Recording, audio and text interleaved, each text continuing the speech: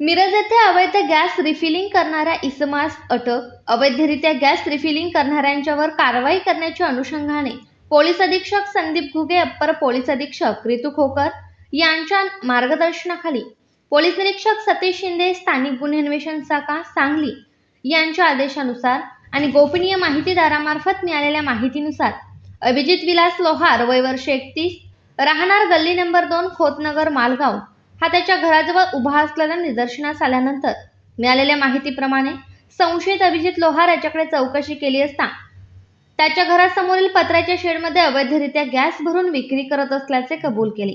या पत्र्याच्या शेडमध्ये gas cylinder, electric gas भरण्याची मोटार व रेग्युलेटर, 5 घरगुती वापरण्याचे गॅस सिलेंडर असा एकूण 21,750 रुपयांचा मुद्देमाल निदर्शनास आला. सहाय्यक पोलीस निरीक्षक नितीन सावंत यांनी सदर साहित्य जप्त करून त्याला ताब्यात घेण्यात आले. आरोपी व जप्त मुद्देमाल पुढील तपासकामी मिरज शहर पोलीस ठाण्याच्या ताब्यात देण्यात आला. या बाबतीत गुन्हा दाखल करण्यात आला. या कार्यवाहीमध्ये पोलीस निरीक्षक सतीश शिंदे, स्थानिक गुन्हे अन्वेषण शाखा सांगली, सहाय्यक पोलीस निरीक्षक नितीन सावंत, सहाय्यक पोलीस निरीक्षक जयदीप तळेकर, पोलीस हवालदार बसवराज शिरगुप्पी, अमोल एदारे, बाबासाहेब माने, संकेत मगदूम, इम्रान मुल्ला, अतुल माने, पोलीस नाईक रणजित जाधव, पोलीस शिपाई सोमनाथ पतंगे इत्यादींनी भाग घेतला.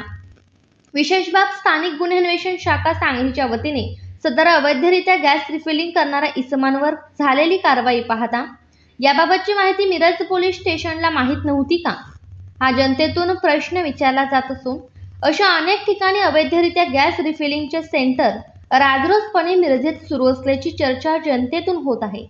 मिरजेतील या अवैध गॅस रिफिलिंग ठिकाणावर पोलिसांच्या वतीने कार्यवाही का करण्यात येत नसावी असा प्रश्न जनतेतून विचारला जात आहे.